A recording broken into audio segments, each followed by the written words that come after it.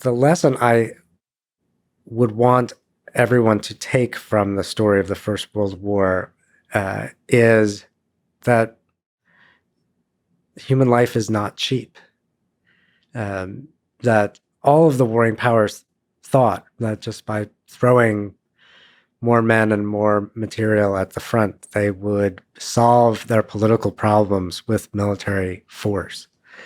And at the end of the day, in 1918, one side did win that, but it didn't actually solve any of those political problems. You said that World War I gave birth to the surveillance state in the U.S. Can you explain? The following is a conversation with Christopher Capozzola, a historian at MIT specializing in the history of politics and war in modern American history, especially about the role of World War I in defining the trajectory of the United States and our human civilization in the 20th and 21st centuries. This is the Lex Fridman podcast. To support it, please check out our sponsors in the description. And now, dear friends, here's Christopher Capozzola. Let's start with a big and difficult question. How did World War I start? On the one hand, World War I started because of a series of events in the summer of 1914 that brought sort of the major powers of Europe into conflict with one another. But I actually think it's more useful to say that World War I started at least a generation earlier, when rising powers, particularly Germany, started devoting more and more of their resources toward military affairs and naval affairs. This sets off an arms race in Europe.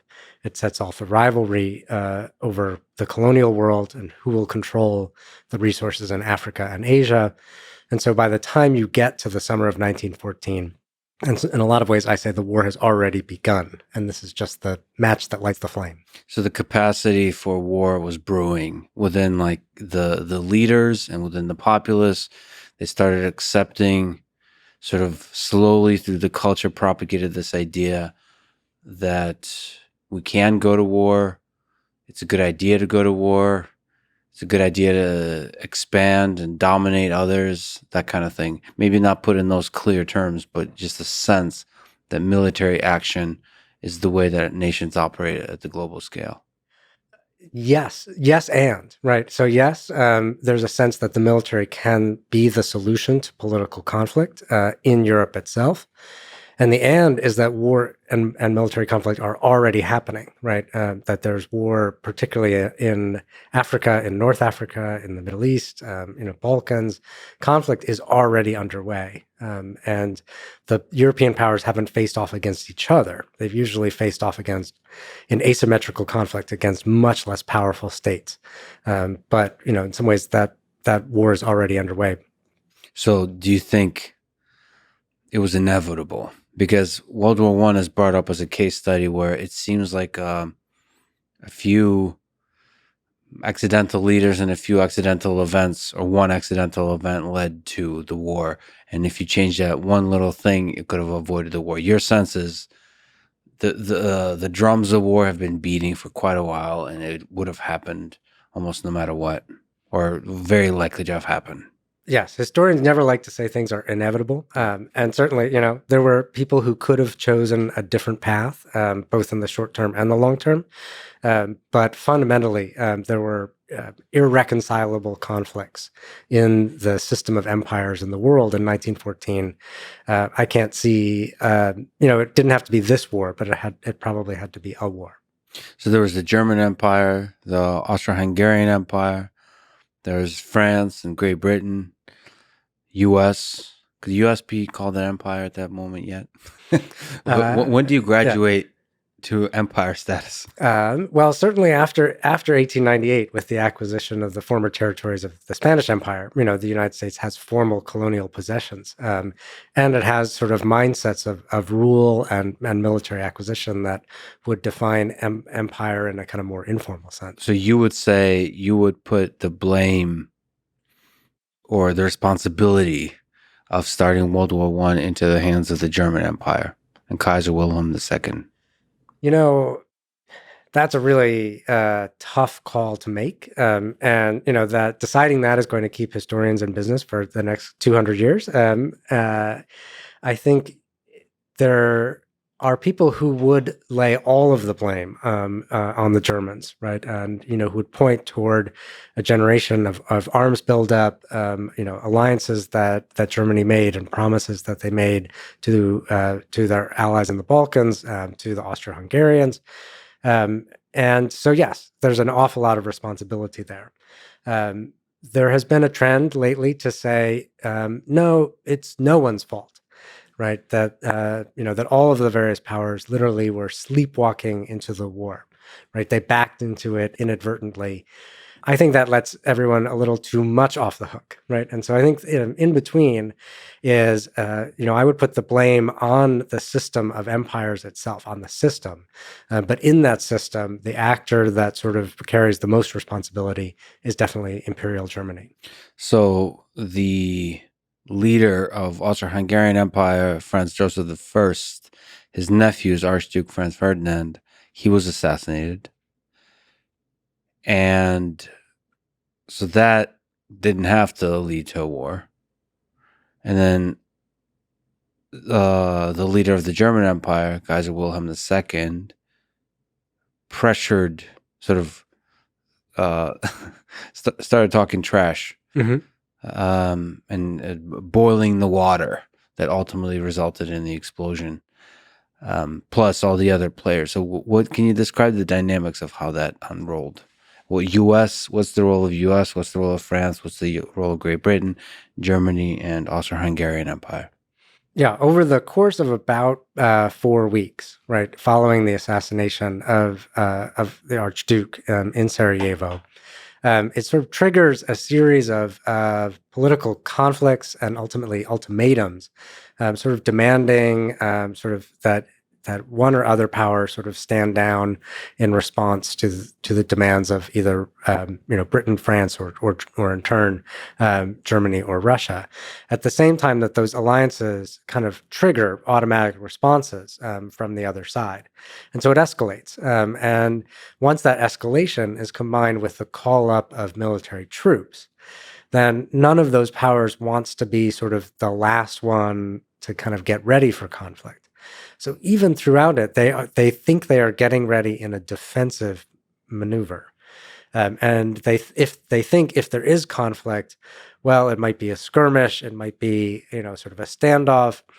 Uh, it could be solved with diplomacy later because diplomacy is failing now. That turns out not to be the case. Diplomacy fails. It's not a skirmish. It becomes a massive war. And the Americans are watching all of this from the sidelines.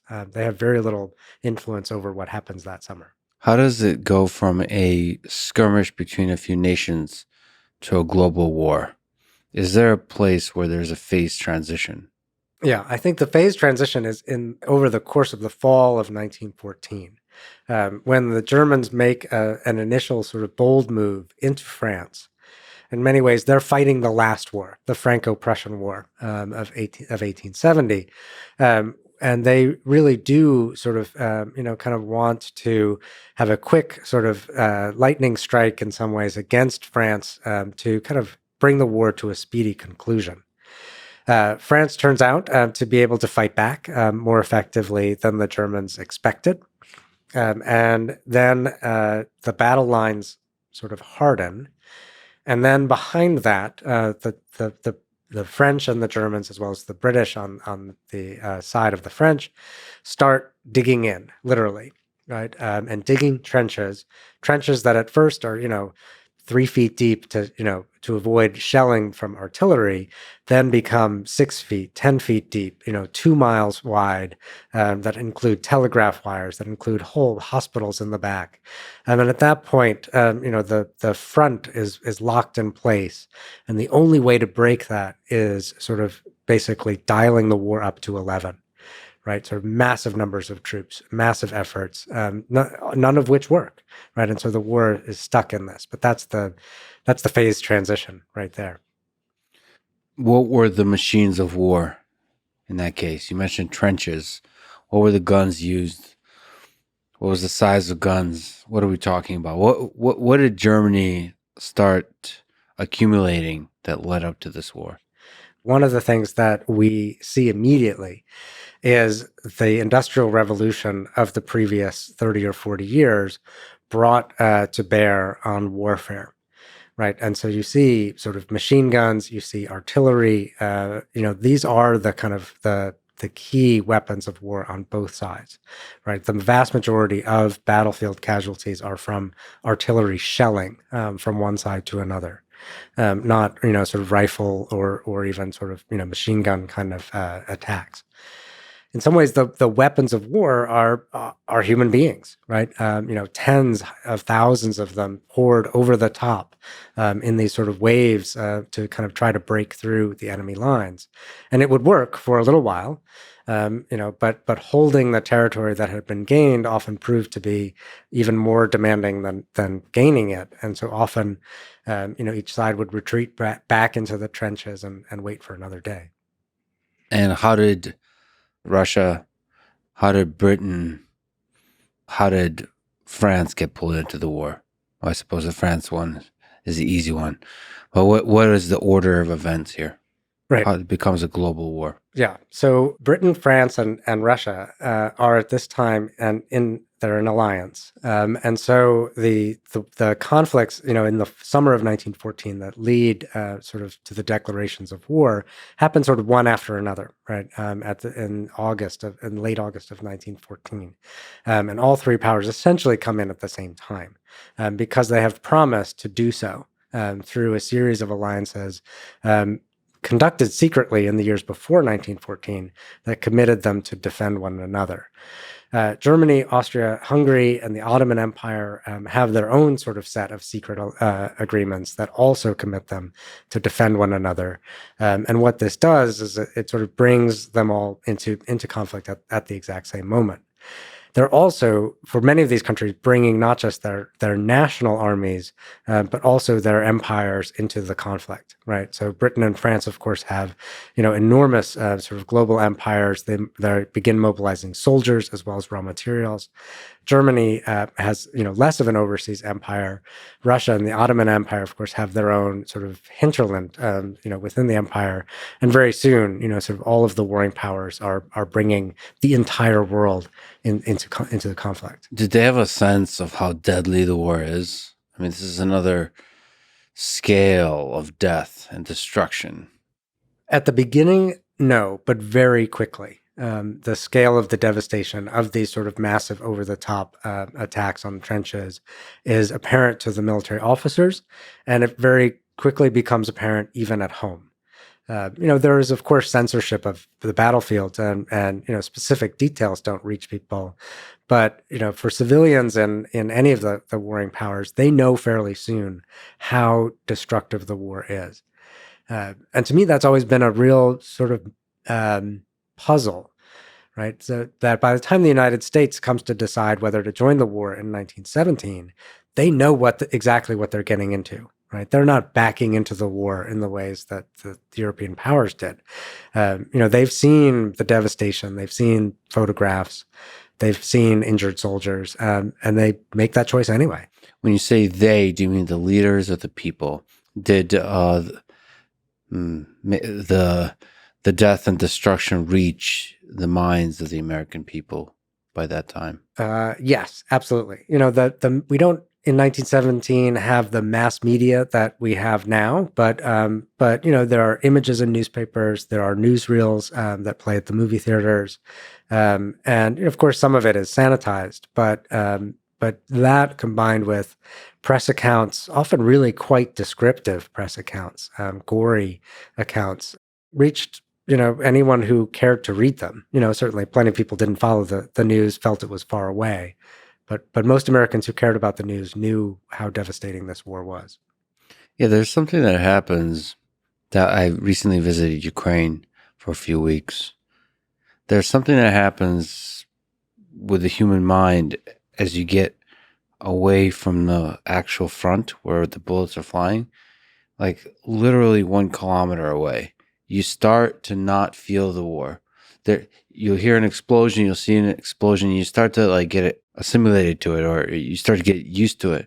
And then when you get as far away from like currently what is Kiev, you start to, you know, the war's going on. Everybody around you is fighting in that war, but it's still somehow distant. And I think with the United States, with the ocean between, even if you have the stories everywhere, it still is somehow distant, like the way a movie is. Maybe, yeah, like a movie or a video game, it's somewhere else. Even if your loved ones are going or you are going to fight. Yeah, that is absolutely the case. And in some ways, that's true even for the home fronts in Europe, except for the areas where, in Belgium and France, where the war is, right there in your backyard. For other people, yeah, there's a distance. And soldiers, of course, feel this very strongly when European soldiers, when they're able to go home on leave, often, deeply resent what they see as the luxury that civilians are living in during the war. So, how did U.S. enter the war? Who was the president? What was the dynamics involved? And could it have stayed out?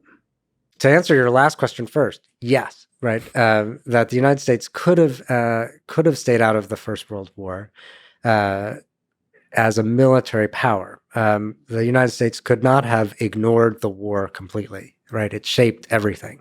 Right, it shaped trade, it shaped goods and services, agriculture. Whether there was a crop coming, whether there were immigrants coming across the Atlantic to work in American factories.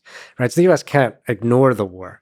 But the U.S. makes a choice in 1917 to enter the war by declaring war, right, on Germany and Austria. And in that sense, this is a war of choice, but it's kicked off by a series of events. Right. So President Woodrow Wilson has been president through this entire period of time. He has just run in the 1916 presidential election on a campaign to keep the United States out of war. But then in early 1917, the Germans, in some ways, sort of twist the Americans' arms. Right. The Germans' sort of high command comes to understand that, that they're stuck. Right. That they're stuck in this trench warfare. They need a big breakthrough. Their one big chance is to sort of break the blockade, to push through that the British have imposed on them, to break through it against France. And so they do. And along with this, they start sinking ships on the Atlantic, including American ships. The Germans know full well this will draw the United States into war.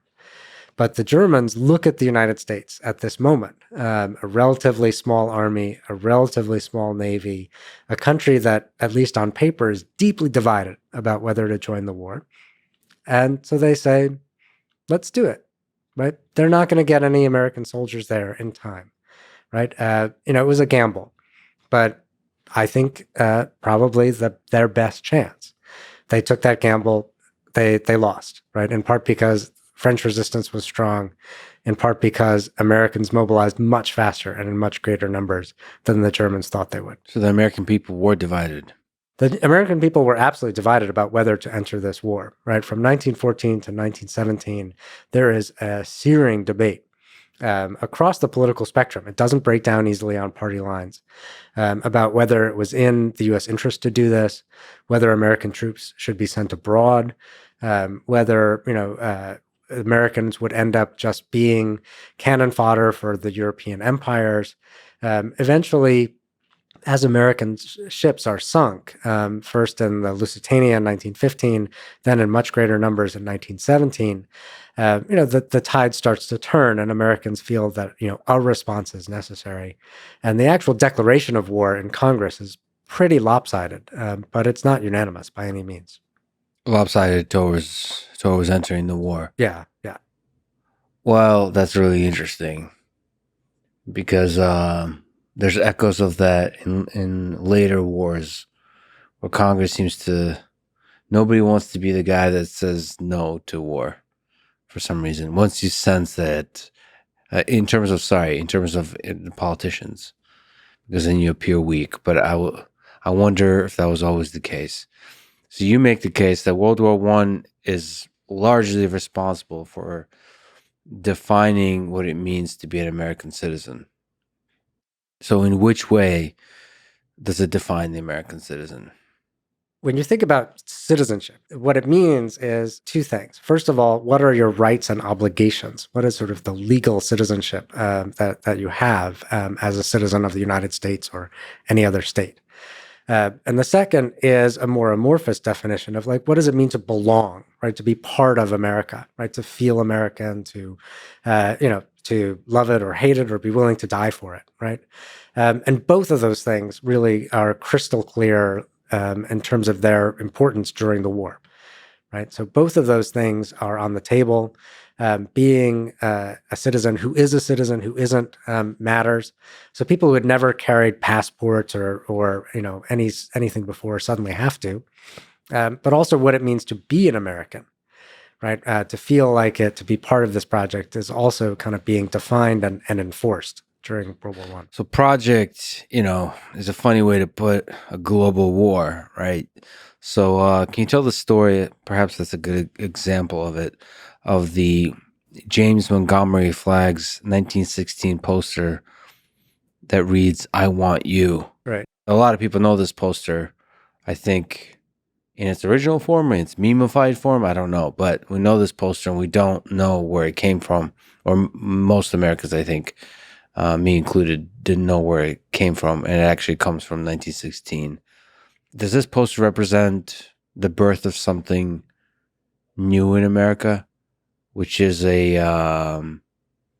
commodification, or I don't know, that propaganda machine that says what it means to be an American is somebody that fights for their country?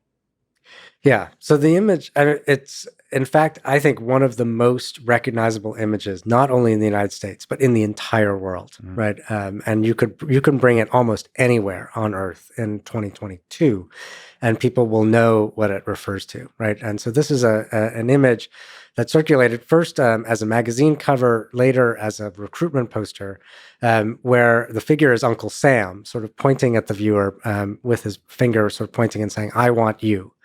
Right. And the I Want You is a recruitment tool to join the US Army. And this image, really kind of starts as a kind of, like I said, a magazine cover in 1916 by the artist James Montgomery Flagg. It initially appears under the heading, "What are you doing for preparedness?" Meaning to prepare in case war comes to the United States. Right. At that point in 1916, we're still neutral. In 1917, it's turned into a U.S. Army recruiting poster. And then it reappears in World War II, reappears generations after. Like you said, it's now gets remixed, memeified. It's all over the place. I think for me, it's a turning point. It's a sort of window into American culture at a crucial moment in our history. Where the federal government is now embarking on a war overseas that's going to make enormous demands on its citizens. And at the same time, where sort of technologies of mass production and mass media and what we would probably call propaganda are being sort of mobilized for the first time in this new kind of way. Well, in some sense, is it fair to say that the empire is born? The expanding empire is born from the Noam Chomsky perspective, kind of empire that seeks to have military influence elsewhere in the world. Yes, but I think as historians, we need to be at least as interested in what happens to the people who are getting pointed to by Uncle Sam, right? Rather than just the one, whether he's pointing at us. So yes, he's asking us to do that, but how do we respond? And the people responded. So the people are ultimately the machines of history, the mechanisms of history. It's not the Uncle Sam. Uncle Sam can only do so much if the people aren't willing to step up. Absolutely. The American people responded for sure, but they didn't build what Uncle Sam asked them to do in that poster, right? And I think that's kind of a crucial aspect that there never would have been sort of global U.S. power without the response that begins in World War I. What was the Selective Service Act of 1917? So one of the very first things that Uncle Sam wants you to do, right, is to register for selective service, for the draft, right? And the law is passed very soon after the U.S. enters the war.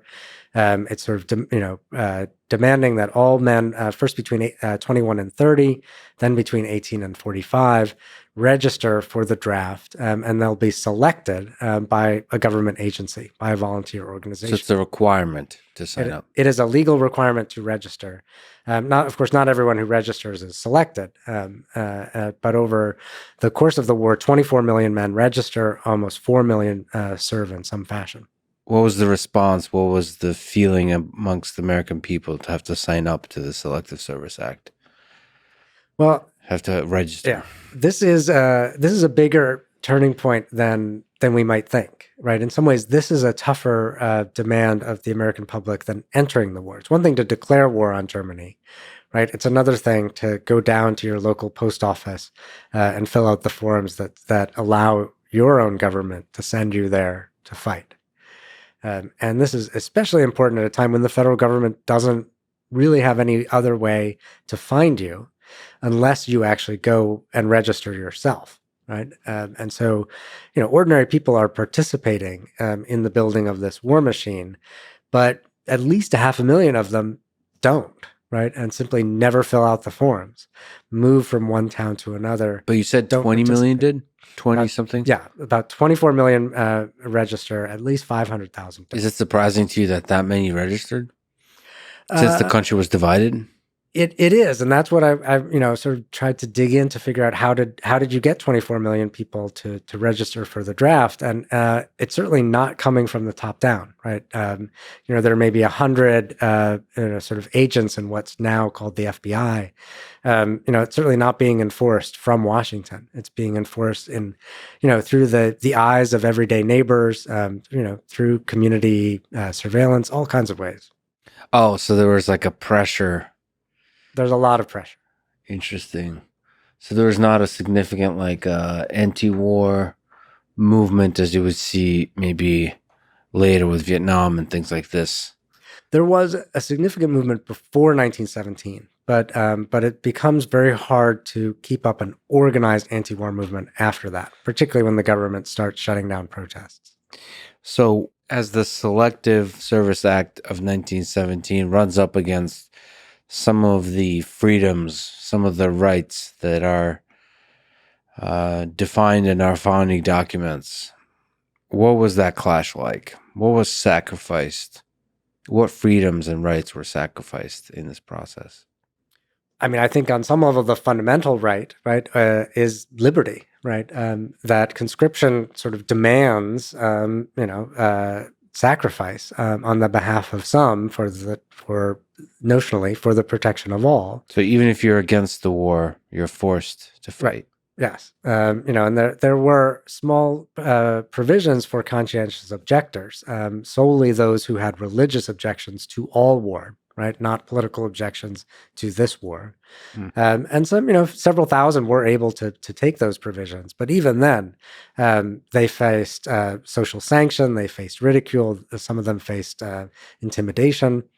So those liberty interests, both individual freedom, religious freedom, those are some of the first things to go. So what about freedom of speech? Was there silencing of the press, of the voices of the different people that would object? Yes, absolutely. Right. And so very soon after the Selective Service Act is passed, then you get the Espionage Act, which of course is back in the news in 2022. What's the Espionage Act? The Espionage Act is a sort of omnibus bill. It contains about 10 or different provisions, very few of which have to do with espionage. But one key provision basically makes it illegal to say or do anything that would interfere with military recruitment. Right. And that provision is used to shut down radical publications, to shut down German language publications. And, this really has a chilling impact on speech during the war. Could you put into words what it means to be an American citizen that is in part sparked by World War I? So what does that mean? Somebody that's should be willing to sacrifice certain freedoms to fight for their country. somebody that's willing to fight to spread freedom elsewhere in the world, spread the American ideals. Like what does that begin to tell the story what it means to be an American? I think what we see is a change, right? So citizenship during World War One now includes the obligation to defend the country, right? To serve, right? And to, if asked, to die for it, right? And we certainly see that. And I think we see the close linkage of military service and U.S. citizenship coming out of this time period. But when you start making lots of demands on people to fulfill obligations, in turn, they're going to start demanding rights. And we start to see, not necessarily during the war, but after, more demands for free speech protections, more demands for equality for marginalized groups. And so, obligations and rights are sort of developing in a dynamic relationship.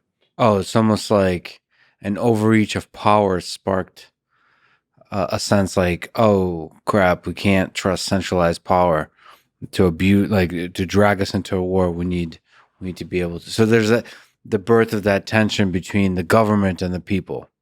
It's a rebirth of it. Of course, Right. that tension is always there, but in its modern form, I think it comes from this. Re-intensification of it. Yeah. So what about you said that World War One gave birth to the surveillance state in the U.S. Can you explain? Yeah, so the Espionage Act, sort of empowers federal organizations to watch other Americans. They are particularly interested in anyone who is obstructing the draft, anyone who is trying to kind of organize labor or strikes or radical movements, and anyone who might have sympathy for Germany, which basically means all German Americans come under surveillance. Initially, this is very small scale, but soon every government agency gets involved, from the Treasury Department Secret Service to the Post Office, which is sort of reading mail, to the Justice Department, which mobilizes 200,000 volunteers. Yeah. It's a really significant enterprise. Much of it goes away after the war, but of all the things that go away, this core of the surveillance state is the thing that persists most fully. Is this also a place where government, the size of government starts to grow in these different organizations, or maybe creates a momentum for growth of government? Oh, it's exponential growth, right? That over the course of the war, by almost any metric you use, right? The size of the federal budget, the number of federal employees, the number of soldiers in the standing army, all of those things skyrocket during the war. They go down after the war, but they never go down to what they were before. And probably gave a momentum for growth over time. Yes, absolutely. Did World War One give birth to the military industrial complex in the United States? So, war profiteering, expanding of the war machine in order to financially benefit a lot of parties involved. So I guess I would maybe break that into two parts, right? That on the one hand, yes, there is war profiteering. There are investigations of it. In the years after the war, there's a widespread concern that the profit motive had played too much of a part in the war, and that's definitely the case. But I think when you try to think of this term military-industrial complex, it's best, to think of it as, at what point does the one side lock in the other, right? That military choices are shaped by industry, objectives and vice versa. And I don't think that was fully locked into place during World War One. I think that's really a Cold War phenomenon, when the United States is on this intense kind of footing for two generations in a row. So industrial is really important there. There's companies. So before then, weapons of war were funded directly by the government. Were like who was manufacturing the weapons of war?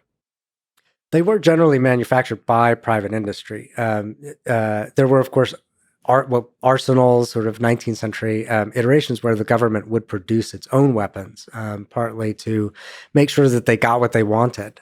But most of the weapons of war for all of the European powers and the United States are produced by private industry. So why do you say that the military-industrial complex didn't start then? What was the important thing that happened in the Cold War? I think one way to think about it is it's the Cold War is a point at which it switches from being a dial to a ratchet, right? So during World War One, the relationship between the military and industry dials up, fast and high, and stays that way, and it dials back down. Mm-hmm. Whereas during the Cold War, sort of the relationship between the two often looks more like a ratchet. Yeah, It so goes it up, becomes unstoppable. it goes up again. In the way that you start, I think, the way the military-industrial complex is often discussed is as a system that is unstoppable. Right. And like it expands. It almost, I mean, if you take a very cynical view, it creates war so that it can make money. It doesn't just find places where it can help through military conflict.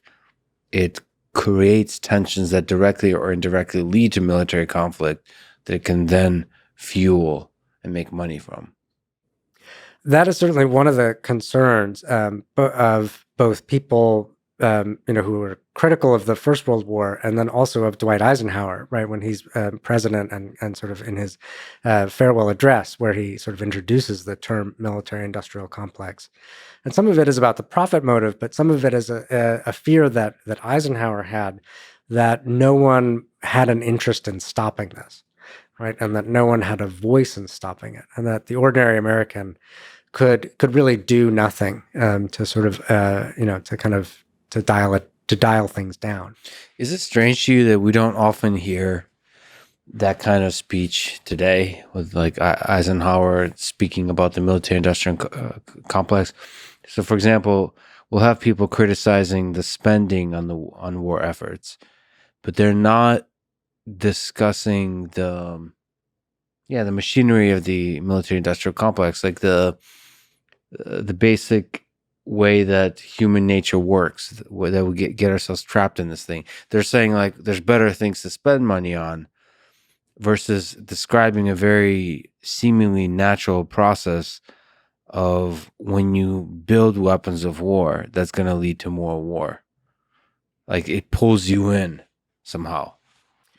Yeah, I would say throughout the Cold War, and even after the end of it, there has not been a sustained conversation in the United States about our defense establishment, right? What we really need, and what serves our interest, and to what extent sort of other things like market forces, profit motives, belong in that conversation. What's interesting is that in the generation after the First World War, that conversation was on the table, right? Through a series of investigations in the U.S., the Nye Committee, in Britain, a royal commission, journalistic exposés.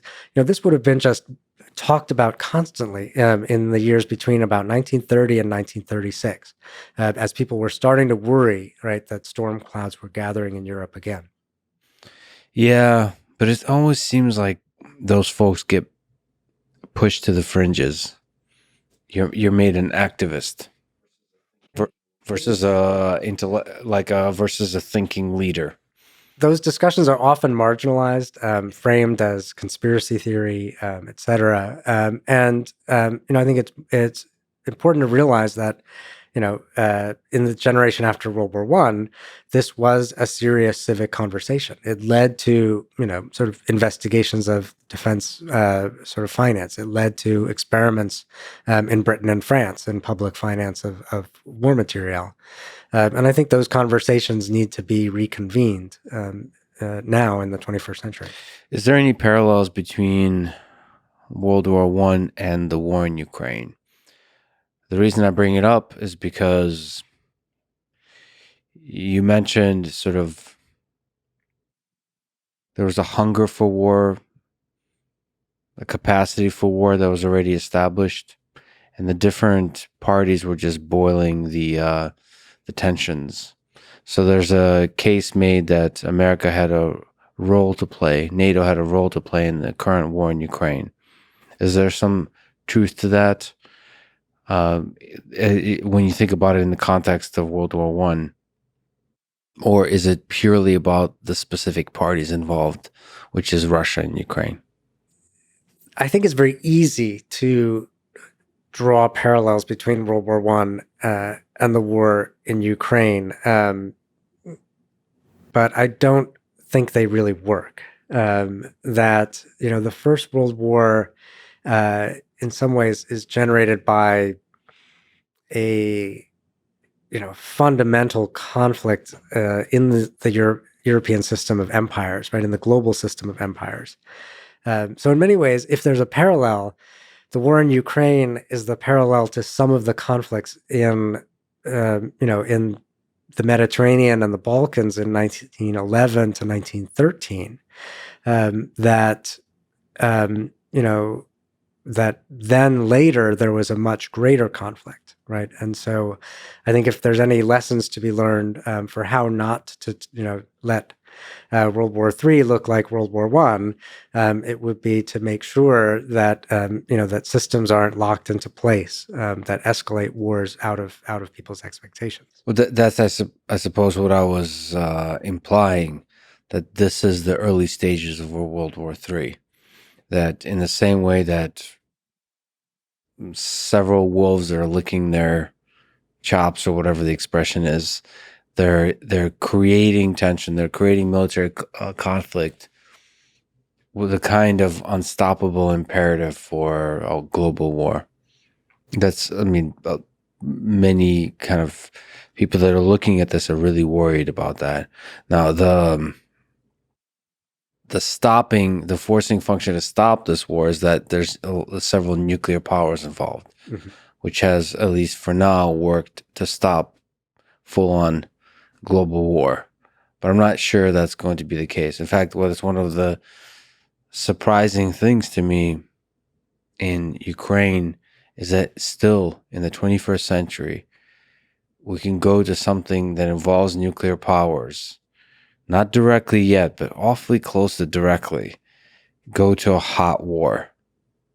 And so, do you worry about that there's a kind of descent into a World War One type of scenario?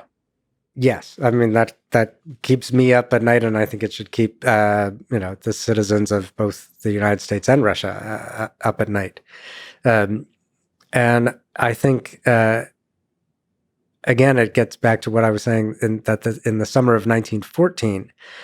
Even then, things that looked like a march toward war could have been different, right? And so I think it's important for leaders to of both countries and of all of the sort of related countries, of Ukraine, of the various NATO powers, to really sort of imagine off ramps and to imagine alternatives and to make them possible.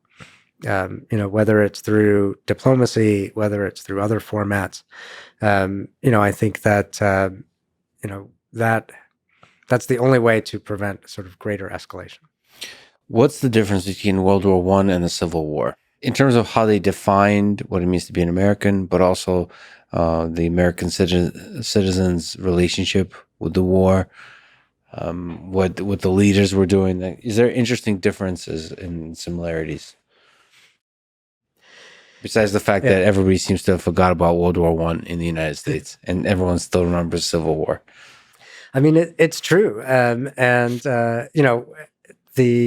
the American Civil War defines American identity in some ways, along with the Revolution and the Second World War, more so than any other conflict. And it's a fundamentally different war, right? It's one because it is a civil war, right? Because of secession, because of the Confederacy, this is a conflict happening on the territory of the United States between Americans, and so the dynamics are really quite different, right? So the the leaders, particularly Lincoln, have a different relationship to the home front, to civilians, than say Wilson or Roosevelt have in World War I and II. Also, the way you would tell the story of the Civil War, perhaps similar to the way we tell the story of World War II. There's like a reason to actually fight the war. The way we tell the story is we're fighting for this ideal that all men are created equal, that the war is over slavery, in part. Perhaps that's a drastic oversimplification of what the war was actually about in the moment. Like, how do you get pulled into an actual war versus a hot discussion? Mm-hmm. And the same with World War II. People kind of framed the narrative that it was against evil. Mm-hmm.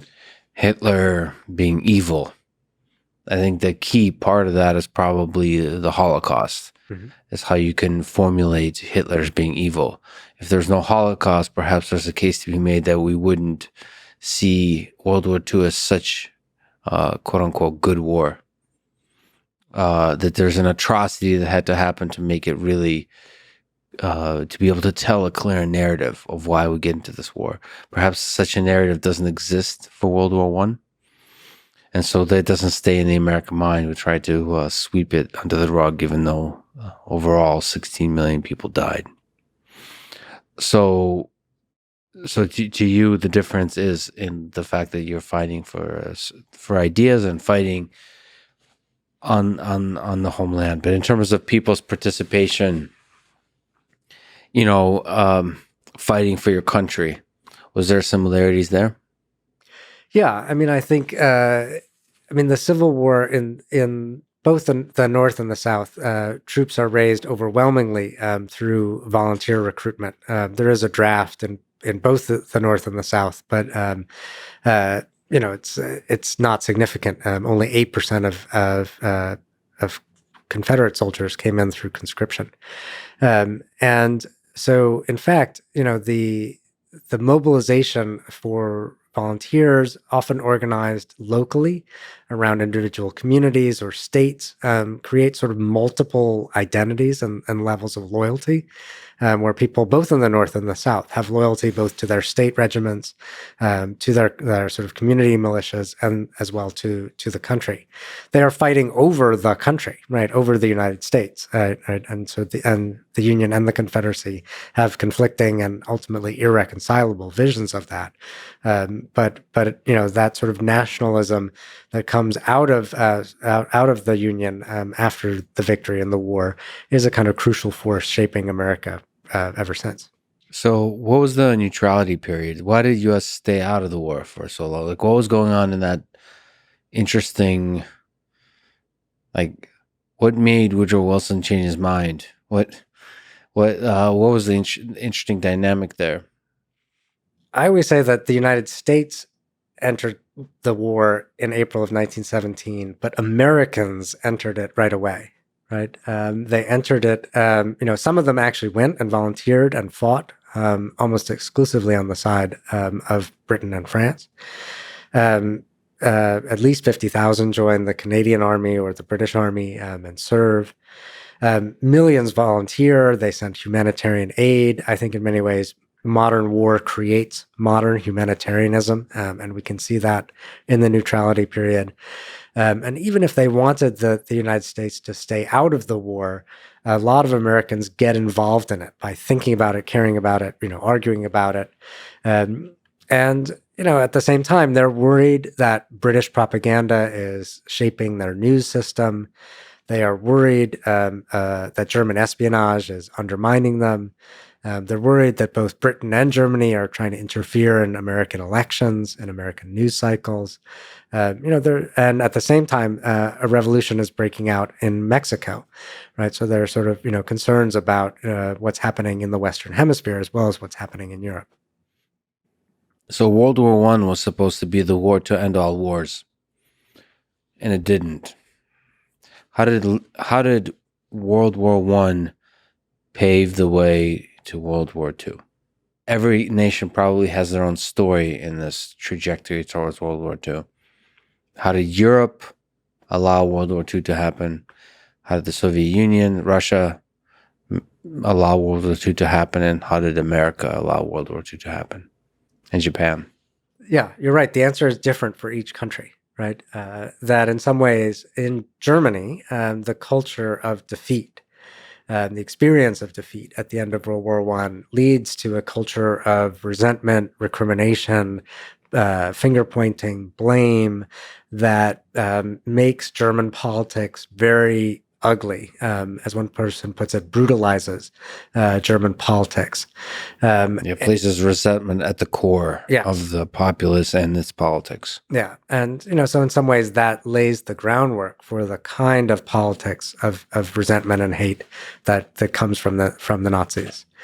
For the United States, in some ways, the failure to win the peace, sets up the possibility for the next war, right? That the United States, through Wilson, is sort of crafting a new international order in order that this will be the war to end all wars, but because the United States failed to join the League of Nations, you see the United States really sort of on the hook for another generation. In Asia, the story is more complicated, right? And I think it's worth bearing that in mind, that World War II is a two-front war. It starts in Asia for its own reasons. World War I is transformative for Japan, right? It is a time of massive economic expansion. A lot of that sort of economic wealth is poured into sort of greater industrialization and militarization. And so when the military wing in Japanese politics takes over in the 1930s, they're in some ways flexing muscles that come out of the First World War. Can you talk about the end of World War One, the Treaty of Versailles? What's interesting about that dynamics there of the parties involved, of how it could have been done differently to avoid the resentment? Is it inevitable? So the war ends, and very soon, even before the war is over, the United States in particular is trying to shape the peace, right? And the United States is the central actor at the Paris Peace Conference in 1919. Woodrow Wilson is there. He's presiding, and he knows that he calls the shots.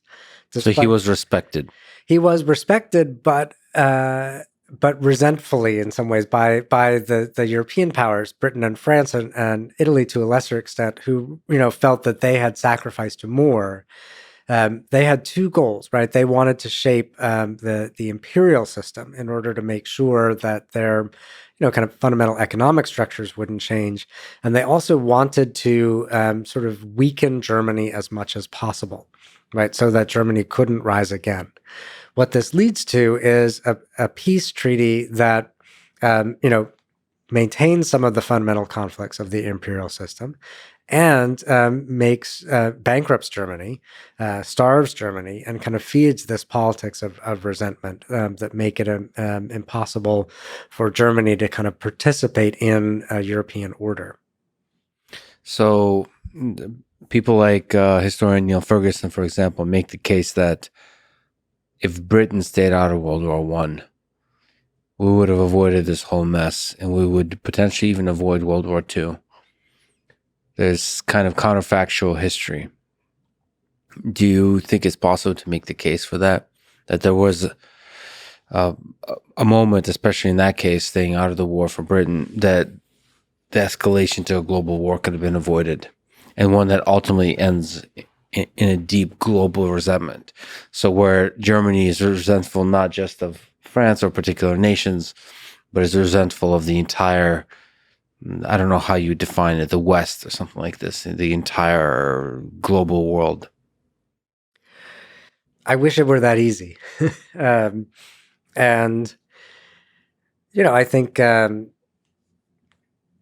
it's useful to think in counterfactuals, what if? And if you believe, as historians do, in causation, then if that one thing causes another, then you also have to believe in counterfactuals, right? That if something hadn't happened, then maybe that wouldn't, that would have worked differently. But I think all the things that led to World War I are multi-causal and nuanced. And this is what historians do. We make things more complicated. And so, there was no one thing that could have, that could have turned the tide of history. Oh, if only Hitler had gotten into art school, or oh, if only Fidel Castro had gotten into the major leagues. Those are interesting thought experiments, but few events in history, I think, are that contingent. Well, Hitler is an example of somebody who's a charismatic leader that seems to have a really disproportionate amount of influence on the tide of history. So, if you look at Stalin, you could imagine that many other people could have stepped into that role. And the same goes for many of the other presidents through, or even Mao. Mm-hmm. It seems that there's a singular nature to Hitler, that you could play the counterfactual, that if there was no Hitler, you may have not had World War II. He, better than many leaders in history, was able to channel the resentment of the populace into a very aggressive expansion of the military and I would say skillful deceit of the entire world in terms of his plans, and was able to effectively start the war. So is it possible that could Hitler have been stopped? Could we have avoided if he just got into art school? Right. Or again, yeah. Do you feel like there's a current of events that was unstoppable? Part of what you're talking about is Hitler the individual as a sort of charismatic leader who's able to mobilize, the nation, and part of it is Hitlerism, right? His own sort of individual ability to play off his subordinates against one another, to set up a system and of that nature that in some ways escalates violence, including the violence that leads to the Holocaust. And some of it is also Hitlerism as a leader cult, and we see this in many other sort of things where a political movement surrounds one particular individual who may or may not be replaceable. So yes, the World War II we got would have been completely different if a different sort of faction had risen to power in Germany. But Europe, Depression era Europe was so unstable, and democracies collapsed throughout Western Europe over the course of the 1930s. Whether they had charismatic totalitarian leaders or not. Have you actually read one book I just recently finished? I'd love to get your opinion from a historian perspective. There's a book called Blitzed: Drugs in the Third Reich by Norman Ohler. It makes a case that drugs played a very large meth, essentially, played a very large role in World War II. There's a lot of criticism of this book, saying that it's kind of to what you're saying. It takes this one little variable and makes it like this explains everything. So everything about Hitler, everything about the Blitzkrieg, everything about the military, the way, the strategy, the decisions could be explained through drugs, or at least implies that kind of thing. And the interesting thing about this book, because Hitler and Nazi Germany is one of the most sort of written about periods of human history, and this was not, drugs were almost entirely not written about in this context. So here come along this semi-historian, because I don't think he's even a historian. He's a lot of his work is fiction. Hopefully I'm saying that correctly. So he tells that's one of the criticisms. He tells a very compelling story that drugs were at the center of this period, and also of the man of Hitler. What are your sort of feelings and thoughts about, if you've gotten a chance to read this book, but I'm sure there's books like it that tell an interesting perspective, singular perspective on a war? Yeah, I have read it, and I also had this sort of eye-opening experience that a lot of historians did, and they're like, why didn't we think about this, right? And I think whether he's, the author Oler is, sort of not a trained academic historian, but the joy of history is like you don't have to be one to write good history, and I don't think anyone, sort of criticizes him for that. I like the book as a window into the Third Reich. Of course, drugs don't explain all of it, but it helps us see. Helps us see the people who supported Hitler, the ways in which, it was that mind altering and performance altering drugs were used to kind of keep soldiers on the battlefield, the ways in which, I think that we don't fully understand the extent to which the Third Reich is held together with like duct tape, from a pretty early phase by like 1940 or 41 even. It's all smoke and mirrors, and I think that wartime propaganda, both Germans trying to say, we're winning everything, and America trying to mobilize, and the other allies, to mobilize against Germany, described a more formidable enemy than it really was by 1941 and 42. Yeah, I mean, I could see both cases. One is that duct tape doesn't make the man, but also as an engineer, I'm a huge fan of duct tape. Yeah, because it does seem to solve a lot of problems, and I do worry that this perspective that the book presents about drugs is somehow to the mind really compelling, because it's almost like the mind, or at least my mind, searches for an answer. How could this have happened? And it's nice to have a clean explanation. And drugs is one popular one. When people talk about steroids in sports, the moment you introduce the topic of steroids, somehow the mind wants to explain all success in the context. Well, it's because this person was on steroids. Lance Armstrong. Well, it's it's a very sticky idea. Certain ideas, certain explanations are very sticky, and I think that's really dangerous because then you lose the full context. And also, in the case of drugs, it removes the responsibility from the person, both for the military genius and the evil. Mm-hmm. And I think it's a very dangerous thing to do, because something about the mind, maybe it's just mind, it's sticky to this. Well, drugs explain it. If the drugs didn't happen, then it would be very different. Yeah, it worries me how compelling it is of an explanation, Yeah. So that's why it's maybe better to think of it as a window into the Third Reich than an explanation of it. But it's also a nice exploration of Hitler the man. For some reason, discussing his habits, especially later in the war, his practices with drugs, gives you a window into the person. It reminds you that this is a human being. Mm-hmm. Like a human being that gets emotional in the morning, gets thoughtful in the morning, hopeful, sad, depressed, angry, like a story of emotions of the human being.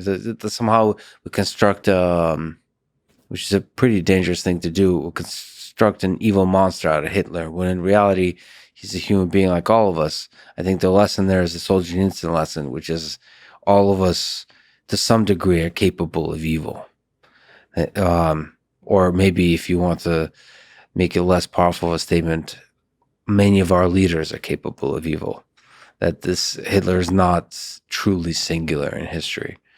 That when the resentment of the populace matches the right charismatic leader, it's easy to make the kind of, not easy, but it's possible to frequently make the kind of initiation of military conflict that happened in World War II.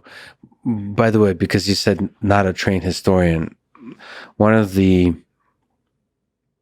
most compelling and, I don't know, entertaining and fascinating exploration of World War I comes from Dan Carlin. I don't know if you've gotten a chance to listen to his sort of podcast form telling of the blueprint for Armageddon, which is the telling of World War I. What do you think about Dan Carlin? You yourself, as a historian who has studied, who has written about World War I, do you enjoy that kind of telling of history? Absolutely. And I think, again, You don't need a PhD in history to be a historian, right? Does every historian agree with that? 'Cause he gets No, quite a bit of criticism from historians. I mean, we like to argue with each other and Yes. nitpick with each other, but the one thing I have no patience for is when we like pull rank on each other. I think we depend on, if you're, a historian in a university with degrees and research materials, you depend on the work of people in some local community, like recording oral histories, saving documents, and history it's a social science, but it's also a storytelling art. And history books are the ones you find on the shelves in bookstores that people read for fun, and you can appreciate both the knowledge production as well as the storytelling. And when you get a good oral storyteller like Dan Carlin, there's a reason that thousands and hundreds of thousands of people tune in. Yeah, but he definitely suffers from anxiety about getting things correct, and it's very difficult. Well, our first job is to get the facts correct, and then Yeah, to tell the story off of those.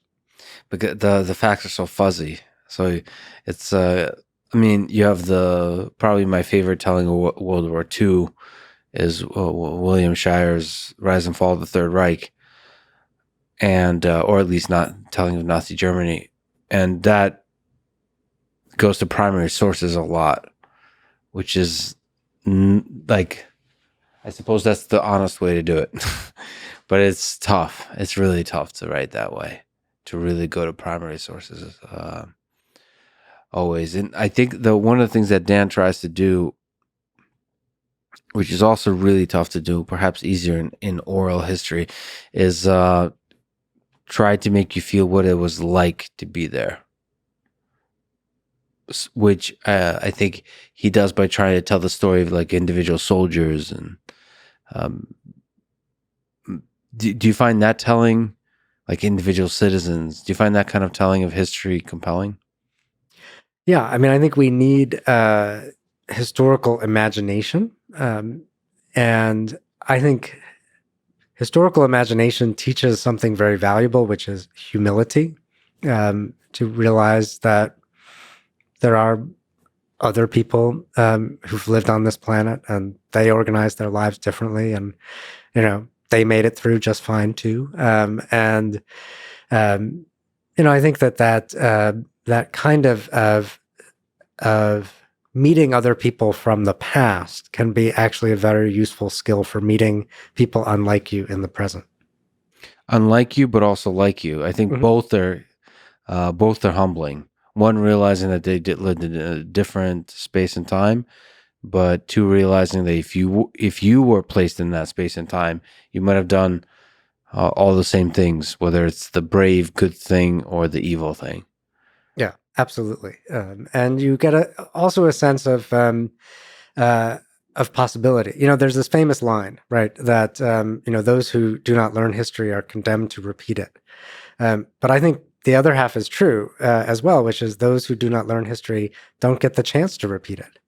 Right? Right. That we're not the first people on this planet to face, any certain kinds of problems. Other people have lived through worlds like this one before. Yeah, it's like when you fall in love as a teenager for the first time, and then there's a breakup. You think it's the greatest tragedy that has ever happened in the world. You're the first person, even though like Romeo and Juliet and so on had this issue. You're the first person that truly feels the catastrophic heartbreak of that experience. It's good to be reminded that no, the human condition is what it is. We have lived through it at the individual and the societal scale. Let me ask you about nationalism, which I think is at the core of I Want You poster. Is nationalism destructive or empowering to a nation? And we can use different words like patriotism, Hmm. which is in many ways synonymous to nationalism, but in recent history, perhaps because of the Nazis, has has slowly parted ways. That somehow nationalism is when patriotism gone bad or something like this. Yeah, they're different, right? Patriotism is in some ways best thought of as an emotion, right? And a feeling of love of country, right? Literally. And in some ways, that's a necessary condition to participate in nationalism. Um, whether to me, I think nationalism is crucial in a world organized around nation states. And you have to sort of believe that you are engaged in a common project together, right? And so, in the contemporary United States, in some ways that question is actually on the table in ways that it hasn't been in the past. But, you have to believe that you're engaged in a common project, that you have something in common with the person with whom you share this nation, and that you would sacrifice for them, whether it's by paying taxes for them or, or going to war to defend them. That's a vision of what we might call civic nationalism. That's the good version. The question is whether you can have that without having exclusionary nationalism. Hating the other, right? Fearing the other, saying, you're part of this nation against all others. And I think there's a long tradition in America of a very inclusive nationalism that is open, inclusive, welcoming, and, new people to this shared project. That's something to be defended. Exclusionary nationalisms based on, ethnic hatreds and others that we see throughout the world, those are things to be afraid of. But there is a kind of narrative in the United States that a nationalism that includes the big umbrella of democratic nations that strive for freedom, and everybody else is against freedom and against human nature. And it just so happens that it's a half and half split across the world. So that's imperialism. That feels like it beats the drum of war. Yeah, and I mean, I don't want to paint too rosy a picture, and certainly, the United States, as a nation, has often found it easier to define ourselves against something than to clarify exactly what we're for. Yeah. The Cold War, China today. That's not only the United States. I suppose that's human nature. We need a competitor. It's almost like maybe the success of human civilization requires figuring out how to construct competitors that don't result in global war. Yes, or figuring out how to turn enemies into rivals and competitors. There's a real difference. Right. You compete with competitors. You fight with enemies. Yeah, with competitors is a respect, maybe even a love underlying the competition. What are the biggest lessons you take away from World War I? Maybe we talked about several, but you look back at the 20th century, as a historian, what do you learn about human nature, about human civilization, about history from looking at this war? I think the lesson I would want everyone to take from the story of the First World War is that human life is not cheap. That all of the warring powers thought that just by throwing more men and more material at the front, they would solve their political problems with military force. And at the end of the day, in 1918, one side did win that, but it didn't actually solve any of those political problems. And in the end, the regular people paid the price with their lives. They did, and people who had been told that their lives were cheap remembered that, right? And it sort of reshapes mass politics for the rest of the 20th century, both in Europe and around the world. Yeah, the cost of a death of a single soldier is not just, or a single civilian, is not just the cost of that single life. It's the resentment that the anger, the hate that reverberates throughout. One of the things I saw in Ukraine is the birth of, at scale, of generational hate, not towards administrations or leaders, but towards entire peoples. And that hate, I mean, overnight, that hate is created, and it takes perhaps decades for that hate to dissipate. It takes decades, and it takes collective effort to build institutions that divert that hate into other places. One of the biggest things I thought was not part of the calculus, and when the United States invaded Afghanistan and Iraq, is the creation of hate. When you drop a bomb, even if it hits military targets, even if it kills soldiers, which in that case it didn't. There's a very large amount of civilians. What does that do to the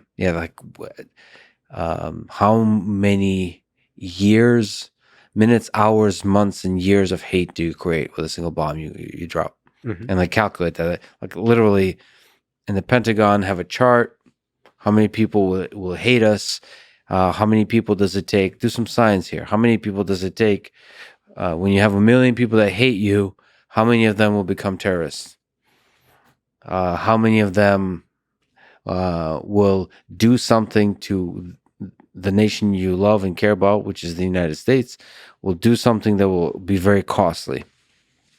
I feel like there was not a plot and a chart. It was more about short-term effects. Yes, it's the idea of using military force to solve political problems, and I think there's a squandering of goodwill that people have around the world toward the United States. That's a respect for for its economy, for its consumer products, and so forth. And I think that's been lost. A lot of that. Do you think leaders can stop war? I have perhaps a romantic notion, perhaps because I do these podcasts in person and so on, that leaders that get in a room together and can talk, they can stop war. I mean, that's the power of a leader, especially one with in an authoritarian regime, that they can, through camaraderie, alleviate some of the emotions associated with ego. Yes, leaders can stop war if they get into the room when they understand from the masses in their countries that war is something that they want stopped. So the people ultimately have a really big say. They do, that it was mass movements by people in the United States for the nuclear freeze, in Russia pushing for openness, that brought, for example, Ronald Reagan and Mikhail Gorbachev to Reykjavik to sort of debate, and eventually sort of put caps on nuclear weapons. Those two people made choices in the room that made that possible. But they were both being pushed, and knew they were being pushed by their people. Boy, that's a tough one. It puts a lot of responsibility on the German people, for example. In both wars, we fans of history tend to conceive of history as a meeting of leaders. We think of Chamberlain, we think of Churchill, and the importance of them in the Second World War. I think about Hitler and Stalin, and think that if certain conversations happened, the war could have been avoided. You tell the story of how many times Hitler and Nazi Germany's military might was not sufficient. They could have been easily stopped. And the pacifists, the people who believed Hitler, were foolish enough to believe Hitler, didn't act properly. And if the leaders just woke up to that idea, in fact, Churchill is a kind of representation of that. But in your conception here, it's possible that Churchill was also a representation of the British people, even though seemingly unpopular. That force was, they gave birth to somebody like Churchill, who said, "We'll never surrender." Right? Yes, she'll fight in the beaches. Yes, and I think. It's World War II Britain is a good example of that. It is clearly a dynamic leader who has his pulse on what the people are want and demand and are willing to do. And it's a dynamic art of leading that and shaping those wants at the same time as knowing that you're bound by them. Well, then, if we conceive of history in this way, let me ask you about our presidents. You are taking on the impossibly difficult task of teaching a course in a couple of years here, or in 1 year, called The History of American Presidential Elections. So if the people are in part responsible for leaders, how can we explain what is going on in America that we have the leaders that we do today? So if we think about the elections of the past several cycles, I guess let me ask, are we a divided nation? Are we more of a divided nation than we were in the past? What do you understand about the American citizen at the beginning of this century from the leaders we have elected? Yes, obviously, we are a divided country in our rhetoric, in our day-to-day politics. But we are nowhere near as divided as we have been in other periods in our history, right? The most obvious, of course, being in the American Civil War, right, 150 years ago.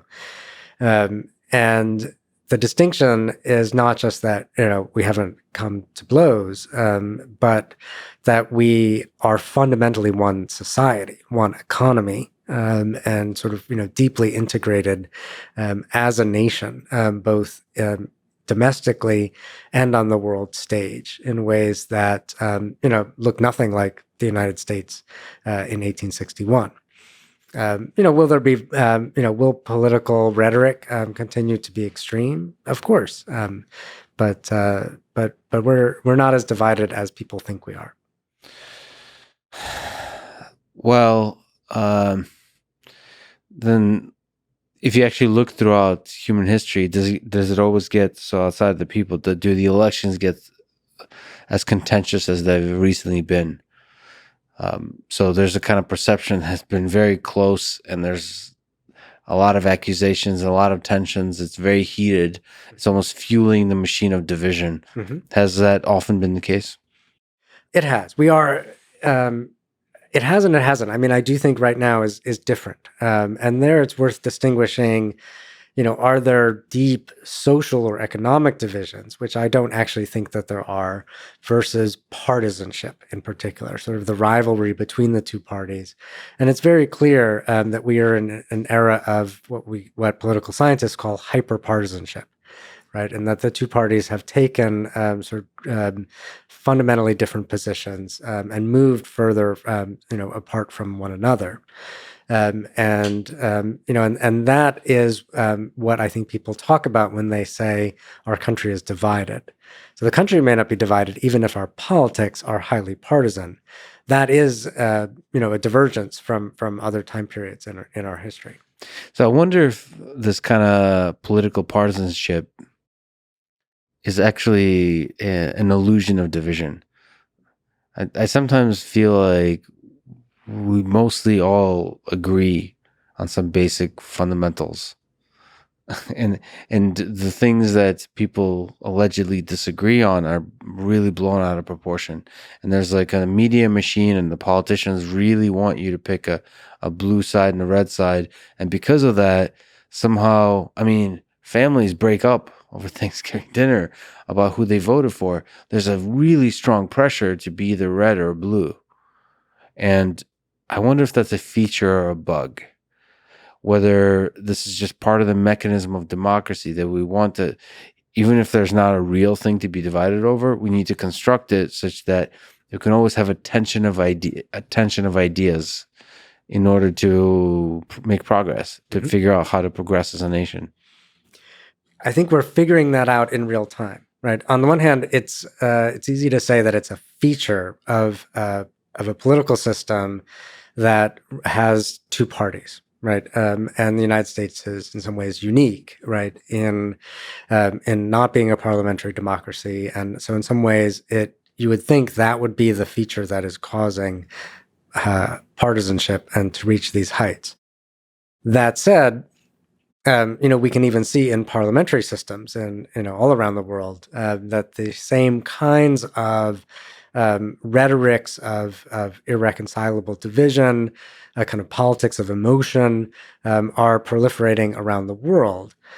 Some of that, as you say, I think is not as real as it appears on television, on social media, and other formats. So I don't know that other countries are that are experiencing sort of political conflict. I'm not sure that they're deeply divided either. So I've had the fortune of being intellectually active through the George Bush versus Al Gore election, then the Obama, and just every election since, right? And it seems like a large percentage of those elections, there's been a claim that the elections were rigged, that there is some conspiracy, corruption, malevolence on the other side. I distinctly remember when Donald Trump won in 2016, a lot of people I know said that election was rigged, and there's different explanations, including Russian influence. And then in 2020, I was just running in Austin along the river, and somebody said like, "Oh, huge fan of the podcast," and they said like, "What do you think of it? This is just not right. What's happening in this country? That the 2020 election was obviously rigged from their perspective in electing Joe Biden versus Donald Trump." Do you think there's a case to be made for and against each claim in the full context of history of our elections being rigged? I think the American election system is fundamentally sound and reliable. And I think that the evidence, is clear for that, regardless of which election you're looking at. In some ways, whether even, you look at a presidential election or even a local, county election for dog catcher or something, right? That the amount of sort of time and resources and precision that go into voter registration, vote counting, certification processes are crucial to democratic institutions. I think when someone says rigged, regardless of which side of the political spectrum they're coming from, they're looking for an answer. They're looking for that one answer for what is in fact a complex system, right? So, on the left, when they say rigged, they may be pointing to a wide range of ways in which they think that the system is tilted through gerrymandering, sort of misrepresentation Right. through the Electoral College. On the right, when people say rigged, they may be concerned, about sort of voter security, about ways in which the media mainstream media may control messages, and in which in both cases the feeling is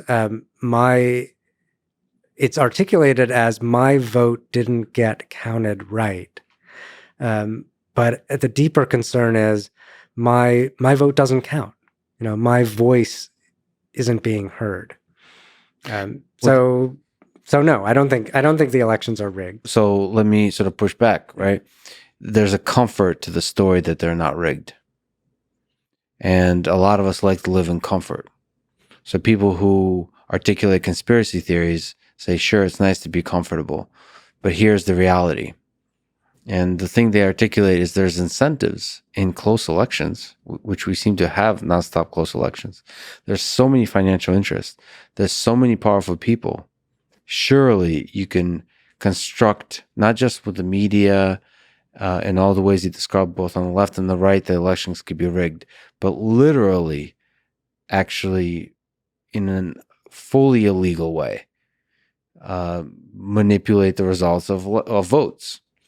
Surely there's incentive to do that, and I don't think that's a totally ridiculous argument, because it's like, all right, well, I mean, it actually lands to the question, which is a hard question for me to ask, as ultimately as an optimist, of how many malevolent people out there, and how many malevolent people are required to rig an election. So how many? What is the phase transition for a system to become from like corruption light to corruption to high level of corruption, such that you could do things like rig elections, which is what happens quite a lot in many nations in the world even today. So yes, there is interference in elections, and there has been in American history, right? And we can go all the way back into the into the 18th century.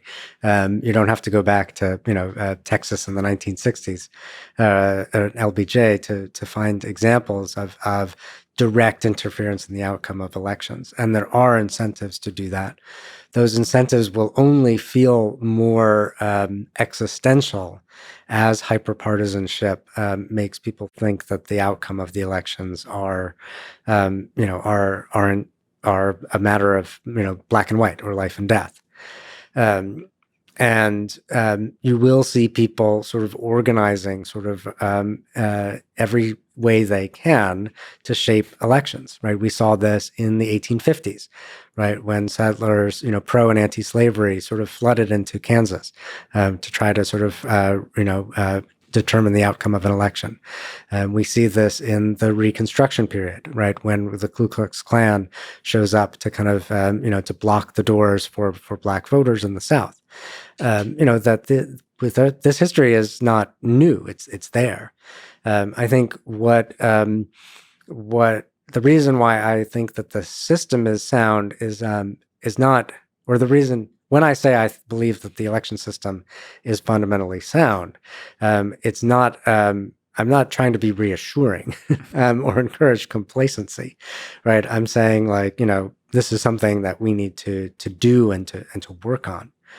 So the current electoral mechanisms are sufficiently robust, even if there is corruption, even if there is rigging. They're robust, like the force that corrects itself corrects and ensures that nobody gets out of line is much stronger than the other incentives, which are like the corrupting incentives. And that's the thing I talked about. Visiting Ukraine, talking about corruption. What a lot of people talk about corruption as being a symptom, not if the system creates the incentives for there to be corruption, humans will always go for corruption. That's just, you have to assume that. The power of the United States is that it constructed systems that prevent you from being corrupt at scale. At least, I mean, depends what you believe, but for most of us, if you believe in this country, you have to, you believe in the self-correcting mechanisms of corruption, that even if that desire is in the human heart, the system resists it, prevents it. So that's your current belief. Yes, as of today. But Yeah. I do think that those, that will require oversight by institutions, ideally ones that are insulated as much as possible from partisan politics, which is very difficult right now. Yes. And it will require the demands of the American people, that they want these elections to be fair and secure, and that means being willing to lose them, regardless of which party you're in favor of. So, what do you think about the power of the media to create partisanship? I'm really worried that there's a huge incentive. Speaking of incentives, to divide the country. In the media and the politicians, I'm not sure where it originates, but it feels like it's the media. Maybe it's a very cynical perspective on journalism, but it seems like if we're angry and divided as evenly as possible, you're going to maximize the number of clicks.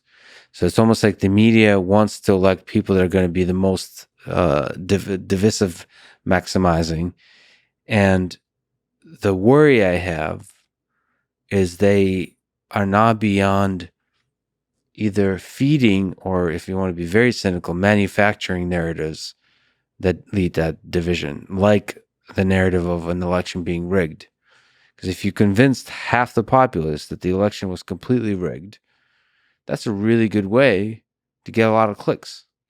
And like the very cynical view is, I don't know if the media machine will stop the destruction of our democracy in service of getting more clicks. It may destroy our entire democracy just to get more clicks, because the fire, as the thing burns down, will get clicks. Am I putting too much blame on the media here? The machine of it. You're diagnosing the incentive structure, you're depicting that with 100% accuracy. But I think history teaches that you might be giving the media too much sort of causal power. That the American people are smarter than the media that they consume, right? And and even today we know that, right? People who consume, even people who consume just Fox or just MSNBC know what they're consuming, right? And so I don't think that media will be the solution, and I certainly don't think that returning to a media structure of the mid 20th century with 3 news channels that all tell us one story that's no golden age that we're trying to get back to, for sure. Well, there is a novel thing in human history, which is Twitter and social media and so on.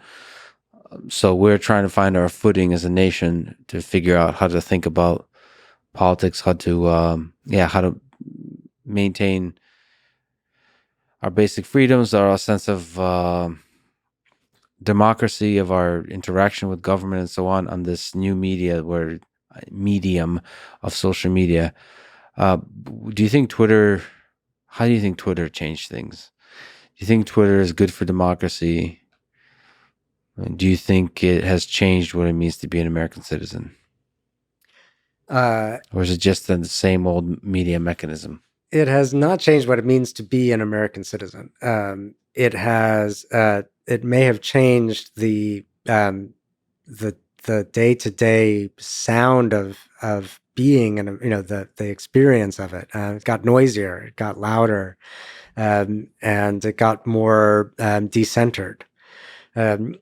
I think Twitter is it's paradoxical. On the one hand, it is a fundamentally democratic platform, right? And in some ways, it democratizes institutions that that had gatekeepers and authority figures for a very long time. But on the other hand, it's not a democratic institution at all. It's a for-profit corporation, and it operates under those principles. And so, that said, it's is an institution of American and global life, that the people of the United States have the authority to regulate or reshape as they see fit, both that and other major media players. So one of the most dramatic decisions that illustrate both sides of what you're saying is when Twitter decided to ban, I think permanently, the president of the United States, Donald Trump, off of Twitter. Can you make the case that that was a good idea and make the case that that was a bad idea?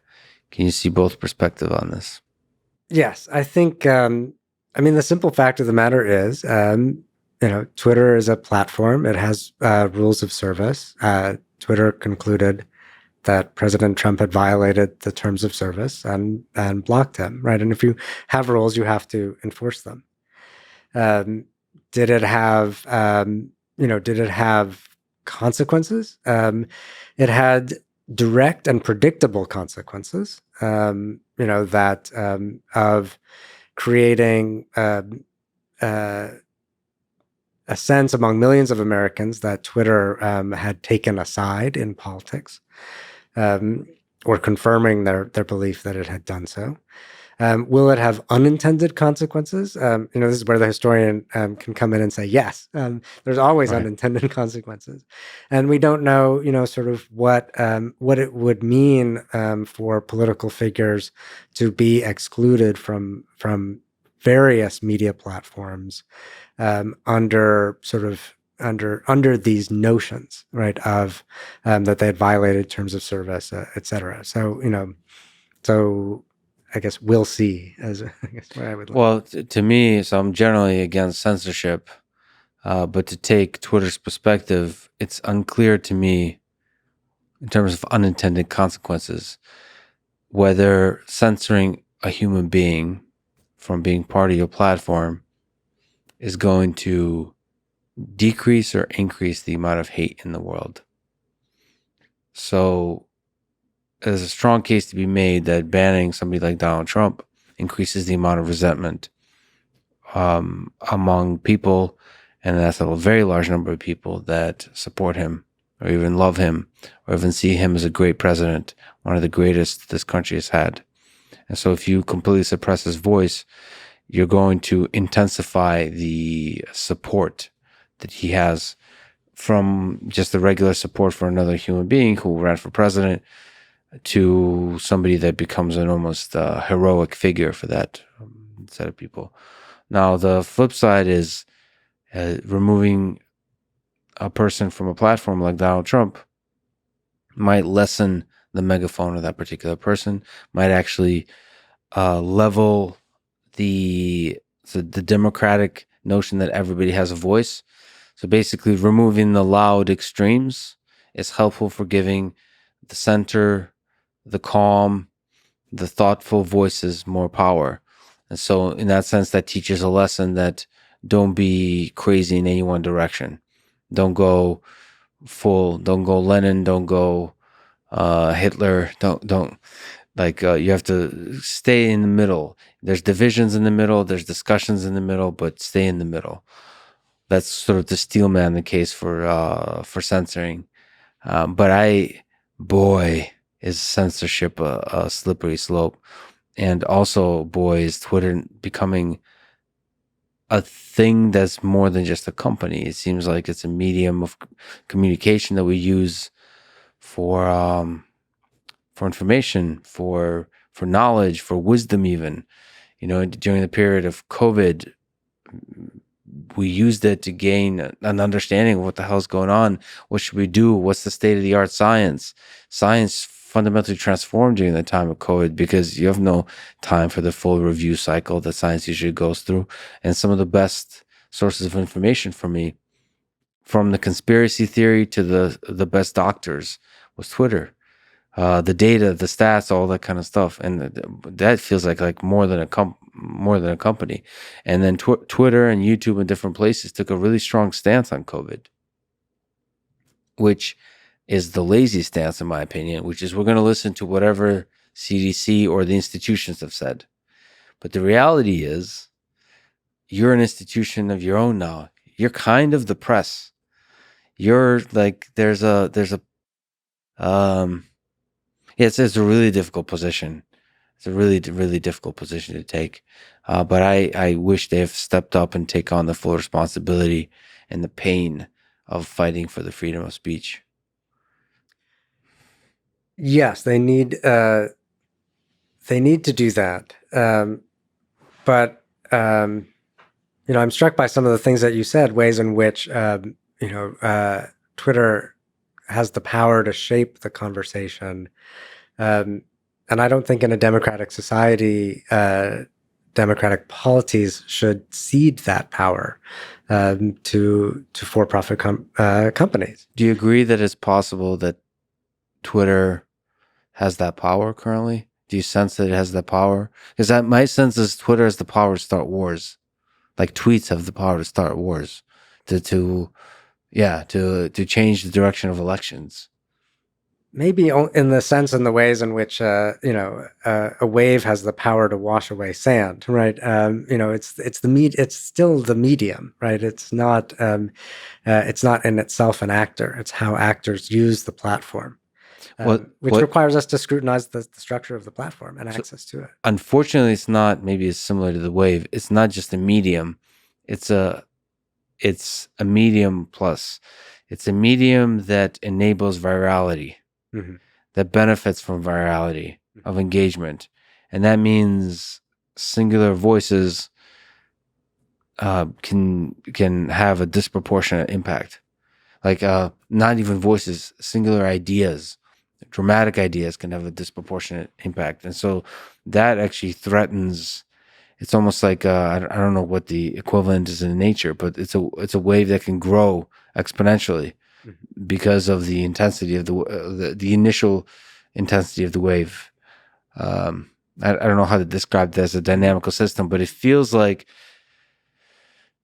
there is a responsibility there not to accelerate voices just because they get a lot of engagement. You have to have a proportional representation of that voice. But you're saying that a strong democracy should be robust to that. A strong democracy can and should and will be. I mean, I think the other thing a historian will tell you about Twitter is that this too shall pass, right? Yeah. But I do think the structures of the platform, of the algorithm, of this and other major players are eligible for scrutiny by democratic institutions. So, in preparing to teach the course, the history of American presidential elections leading up to the 2024 elections.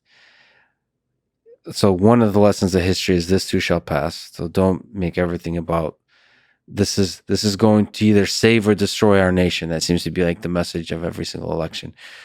As I'm doing Trump hands. Do you think Donald Trump, what do you think about the 2024 election? Do you think Donald Trump runs?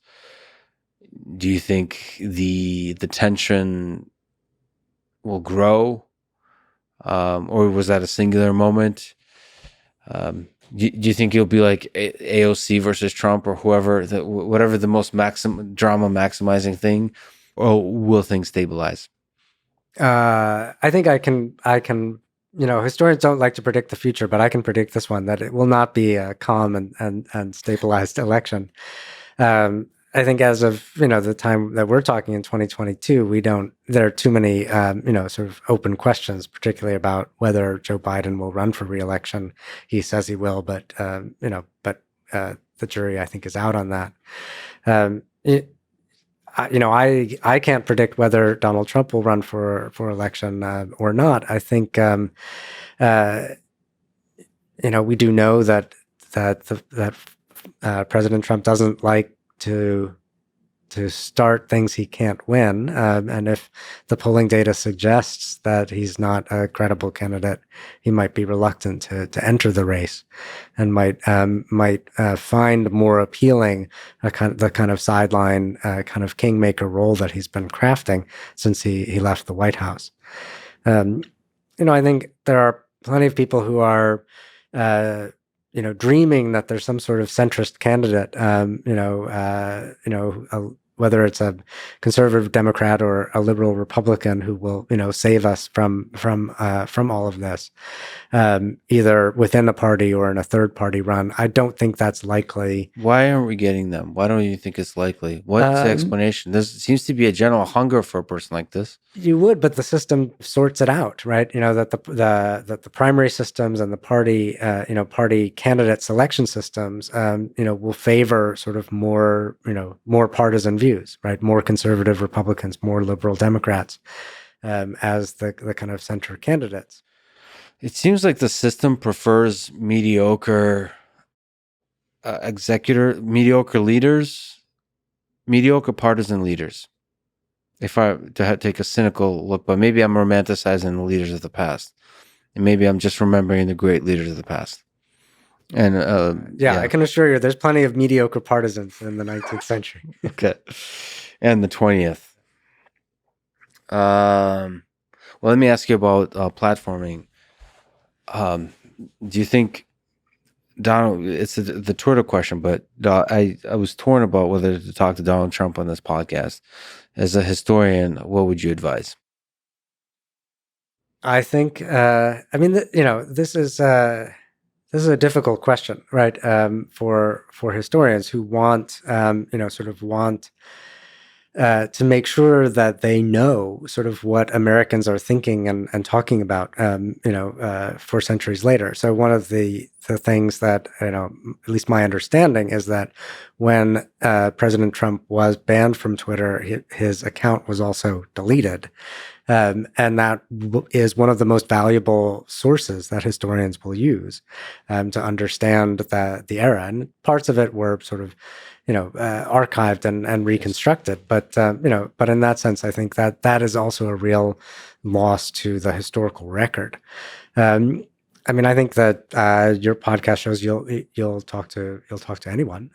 So I'm here, right? So, Right. I'm not in the business of saying, don't talk to me. That's one of the difficult things when I think about Hitler. I think Hitler, Stalin. I don't know if World War I quite has the same intensity of controversial leaders. But one of the sad things from a historian perspective is how few interviews Hitler has given or Stalin has given. Mm-hmm. And that's such a difficult thing because it's obvious that talking to Donald Trump, that talking to Xi Jinping, talking to Putin is really valuable from a historical perspective to understand. But then you think about the momentary impact of such a conversation and you think, well, depending on how the conversation goes, you could steer or flame, feed the flame of war or conflict or abuses of power and things like this. And that's, I think, the tension between the journalist and the historian. Mm-hmm. Because when journalists interview dictators, for example, one of the things that strikes me is they're often very critical of the dictator. They're like they're basically attacking them in front of their face, as opposed to trying to understand. Because what I perceive they're doing is they're signaling to the other journalists that they're on the right side of history, kind of thing. But that's not very productive, and it's also why the dictators and leaders often don't do those interviews. It's not productive to understanding who the human being is. To understand, you have to empathize. Because few people, I think, few leaders do something from a place of malevolence. I think they really do think they're doing good. And not even for themselves, not even for selfish reasons. I think they're doing great they're doing the right thing for their country or for whoever the group they're leading. And to understand that, you have to, and by the way, a large percent of the country often supports them. I bet if you legitimately poll people in North Korea, they will believe that their leader is doing the right thing for their country. And so to understand that, you have to empathize. So that's the tension of the journalist, I think, and the historian, because obviously the historian doesn't care. They really want to, they care obviously deeply, but they know that history requires deep understanding of the human being in the full context.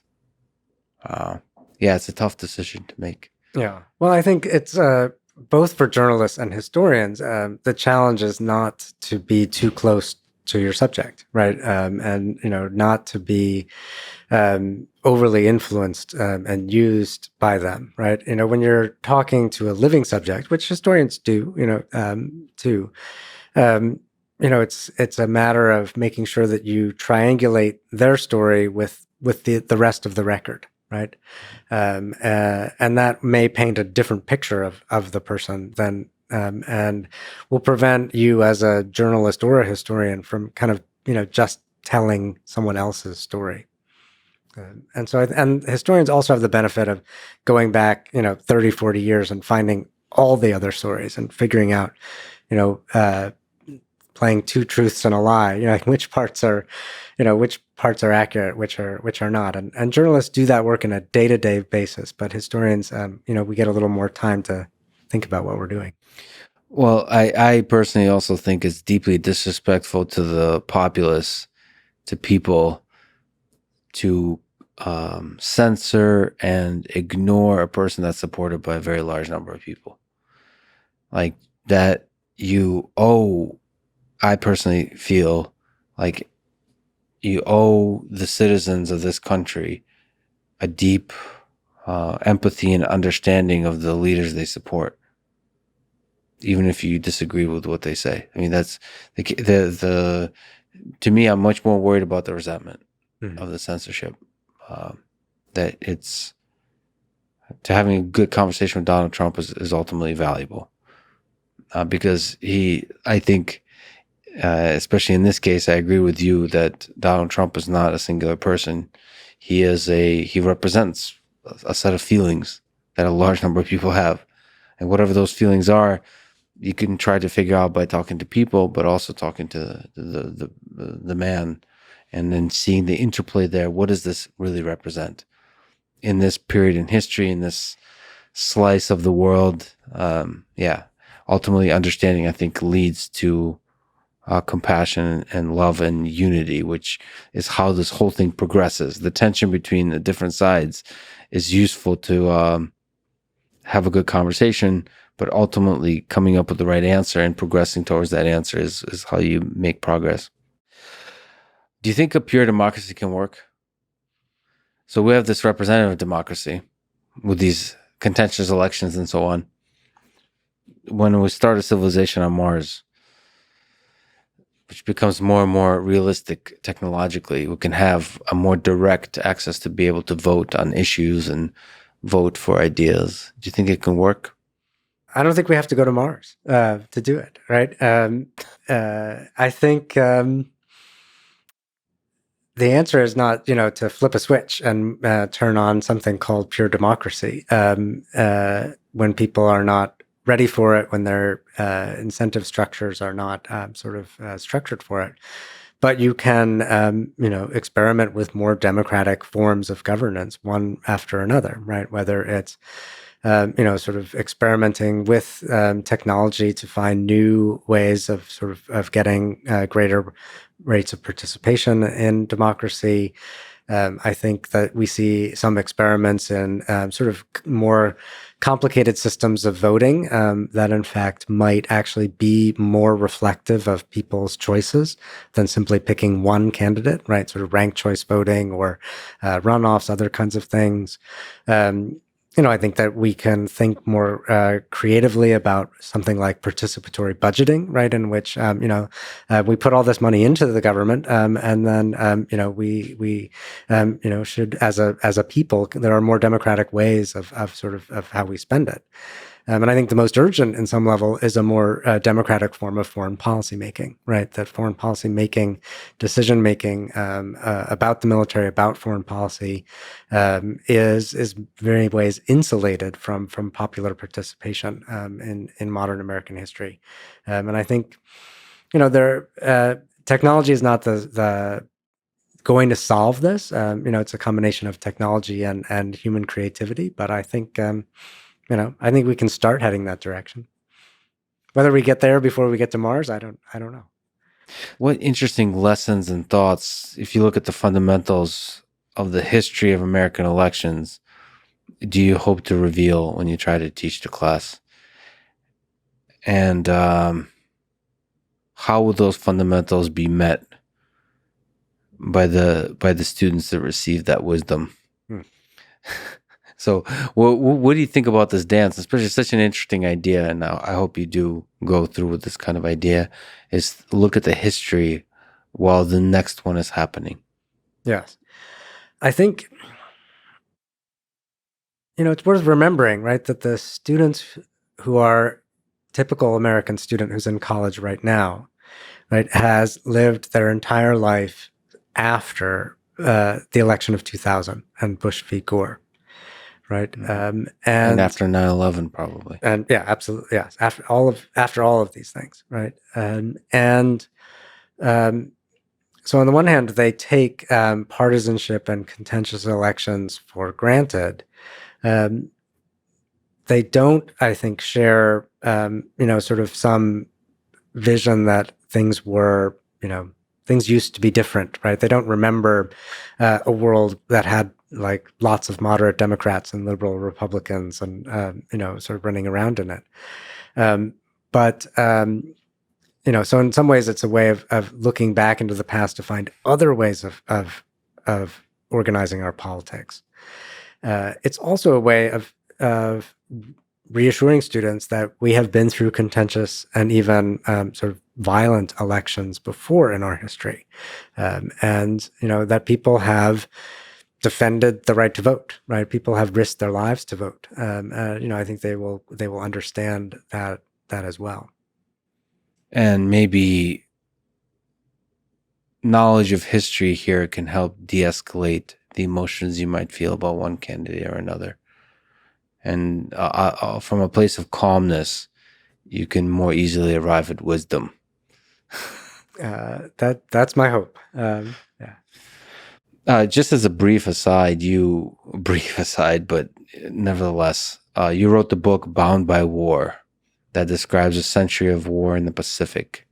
So looking at this slice of geography and power, so most crucially through the partnership between the United States and the Philippines, can you tell some aspect of the story that is often perhaps not considered when you start to look more at the geopolitics of Europe and Soviet Union and the United States? How did the war in the Pacific define the 20th century? Yeah, I came to this book, Bound by War, from a sense that that our stories were too lopsided toward Europe, right? That American history, when viewed from the Pacific, specifically in the 20th century, helps us understand American power in some new ways, right? Not only American projection of power into Asia, right, but also the ways in which American power affected people in Asia, right? Either as, in places like the Philippines, where the United States had a colony for almost 50 years, or Asian Americans, people who had migrated or their descendants in the United States. And those linkages between the United States and Asia, particularly the U.S.-Philippine connection, I think were something that needed to be traced across the 20th century, because it's a way, kind of a new way of seeing American power, from a different angle. You see it in that way. What are some aspects that define America from when you take the perspective of the Pacific? Yeah. What military conflict and the asymmetry of power there? Right. So I start in 1898, with the U.S. invasion of the Philippines, its conquest and annexation. And I think in many ways, this is a defining conflict of the 20th century that's often completely overlooked or described, I think incorrectly, as merely a war with Spain, right? That the war in the Philippines is our first extended overseas conflict, our first conflict in what would come to be called the developing world or third world. It's a form of counterinsurgency. This is the U.S. Army sort of learning lessons that are then repeated again in the Second World War, in Korea, Vietnam, and even after 9/11. Is the Philippines our friends or enemies in this history? Well, that's the interesting part, right? Is that the book focuses in particular on Filipinos who fight with the Americans, who fought, sort of in the U.S. Army and Navy over the course of the 20th century, and they are in a fundamentally ironic position, right? They are from the Philippines and they're fighting for the United States, which is the colonial power occupying their country. And I think that irony persists, right? So if you look at sort of polling data where they ask people all around the world, do you think positively or negatively about the United States? That the highest responses are from the Philippines, right? Filipinos view the United States more favorably than people from any other country in the world, including America. Right, that they're think more favorably of Americans than Americans do, and so sort of unpacking that irony is part of what I'm trying to get at in the book. What was the people power revolution, and what lessons can we learn from it? You kind of assign an important, a large value to it in terms of what we can learn for the American project. Yeah. So in 1986, the president of the Philippines, Ferdinand Marcos, is overthrown by a popular revolution known as People Power, in the wake of a contested and probably almost certainly rigged election. That sort of kind of confirms his rule. When that is overturned through sort of mass movements in the Philippines, it's also sort of confirmed in many ways by the reluctance of the United States to intervene to prop up a Cold War ally. Ferdinand Marcos had supported American policy throughout his administration. The Reagan administration, Ronald Reagan's president at the time, basically chooses not to support him. That's a personally wrenching decision for Reagan himself, but he's being shaped in many ways by the emerging voices of neoconservative political sort of foreign policy voices, in particular Paul Wolfowitz in the State Department and others who see sort of movements for democracy and democratization that then kind of take fire in the late 20th century in Latin America, in South Korea, in Eastern Europe, and all around the world until it hits the wall in Tiananmen Square in June 1989. What's that wall? Uh, What's the wall? What's the wall? What do you mean by it hits the wall? So there are, there are global movements for democratization, for opening up, throughout the world, starting in the 1980s, and obviously they continue in Eastern Europe with the fall of the Berlin Wall in 1989. I say it hits the wall in China, in with the protests in Tiananmen Square, that are blocked, and that are crushed, and I think represent a real sort of turning point in the history of democratic institutions on a global scale in the late 20th century. So there's some places where the fight for freedom will work and some places not. And that's the kind of lesson from the 20th to take forward to the 21st century. No, I think the lesson is maybe one that we talked about earlier, that there's this dynamic dance between leaders, whether totalitarian leaders or leaders of democratic movements, and the people that they're leading. And sometimes it works, and sometimes it doesn't. Let me ask a big ridiculous question, because we talked about sort of presidential elections. Now, this is objectively, definitively, you have to answer one person. Who's the greatest president in American history? Oh, that's easy. Yeah. Abraham Lincoln. Is that easy? Not George Washington? Washington had had the statesman qualities. He understood his power as the first president. Also relinquished power? He was willing to relinquish power. But Lincoln has the combination of personal leadership, a fundamental moral character, and just the ability to kind of to fight the fight of politics, to play the game of it, to get where he's going, to play the short game and the long game, to kind of to work with his enemies, to block them when he had to, he gets the United States through the Civil War. So you got to give him some credit for that. And it's pretty good at making speeches. Obviously it helps that he's a remarkable speaker, and able to convey those kinds of visions. But he is first and foremost a politician, and probably the best one we have. Both at getting elected and at ruling.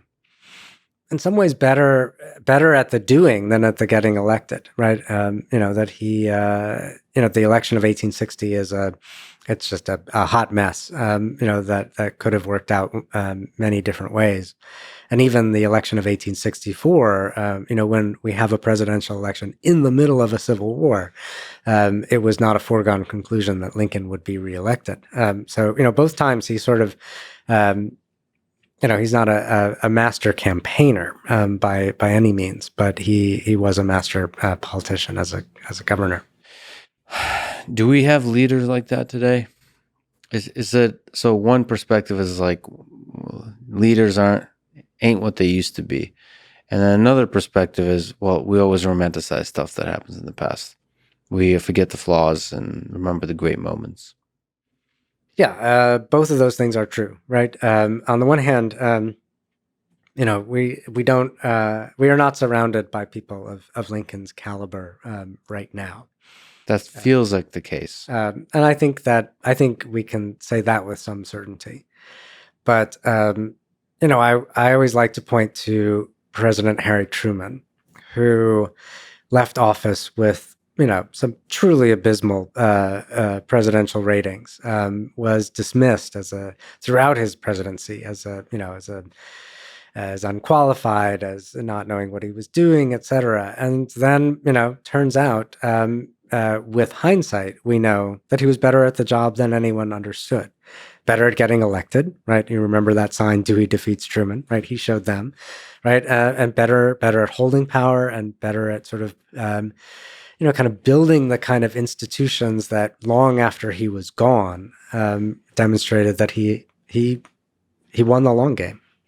And some of that is the victors do write the story. And I ask myself very much, how will history remember Volodymyr Zelensky? It's not obvious.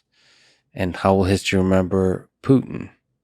That too is not obvious.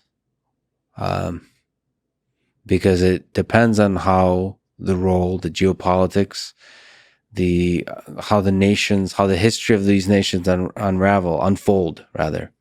So it's very interesting to think about. And the same is true for Donald Trump, Joe Biden, Obama, George Bush, Bill Clinton, and so on. I think it's probably an unanswerable question of which of the presidents will be remembered as a great president from this time. You can make all kinds of cases for all kinds of people, and they do, but it's unclear. It's fascinating to think about when the robots finally take over, which of the humans they will appreciate the most. Let me ask for advice. Do you have advice for young folks as they because you mentioned the folks you're teaching, they don't know what it's like to have waited on the internet for the thing to load up. For every single web page is suffering. They don't know what it's like to not have the internet and have a dial phone that goes and then the joy of getting angry at somebody and hanging up with a physical phone. They don't know any of that. So for those young folks that look at the contentious elections, that look at our contentious world, our divided world, what advice would you give them of how to have a career they can be proud of? Let's say they're in college or in high school, and how to have a life they can be proud of. Oh man, that's a big question. Yeah, I've never given a graduation speech. This is like warm up. Let's look for like raw materials before you write it. If I did, I think I would advise students that history teaches that you should be more optimistic than your current surroundings suggest, right? And I think it would be very easy as a young person today to think there's nothing I can do about this politics. There's nothing I can say to this person on the other side of the aisle. There's nothing I can do about the planet, etc., and just sort of give up. And I think history teaches that we don't know who the winners and losers are in the long run, but we know that the people who give up are always the losers, right? So don't give in to cynicism or apathy. Yeah. Optimism paves the way. Because human beings are deeply resilient and creative, even under far more difficult circumstances than we face right now. Well, let me ask a question that you wouldn't even dare cover in your graduation commencement speech. What's the meaning of life? Why are we here? This whole project that history studies and analyzes as if there's a point to the whole thing. What is the point? All the wars, all the presidents, all the struggles to discover what it means to be human, or reach for a higher ideal. Why? Why do you think we're here? I think this is where there is often a handoff from the historian to the clergy. Yes. But in the end, it's there's less distance between the two than you think, right? That, if you think about some of the kind of answers to that question, what is the meaning of life, that are given from religious traditions, often they have a fundamentally historical core, right? It's about, unifying the past and the present in some other, non-earthly sort of dimension.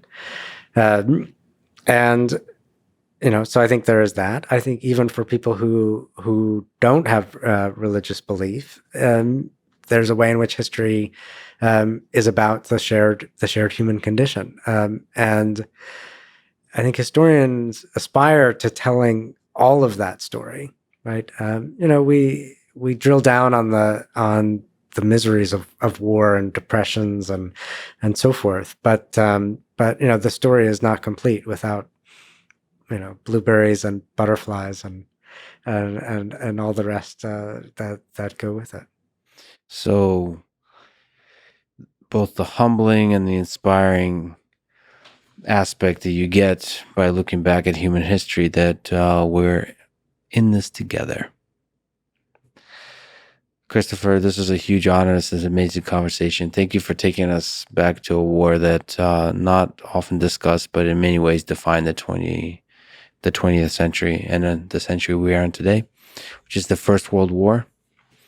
The war that was supposed to end all wars, but instead defined the future wars and defines our struggle to try to avoid World War III. So it's a huge honor you would talk with me today. This is amazing. Thank you so much. Thank you. Thanks for listening to this conversation with Christopher Capozzola. To support this podcast, please check out our sponsors in the description. And now, let me leave you with some words from Woodrow Wilson in 1917 about World War I that haunted the rest of the 20th century. This is a war to end all wars. George Santayana, a Spanish-American philosopher, responded to this quote in 1922 by saying, "Only the dead have seen the end of war." Thank you for listening. I hope to see you next time.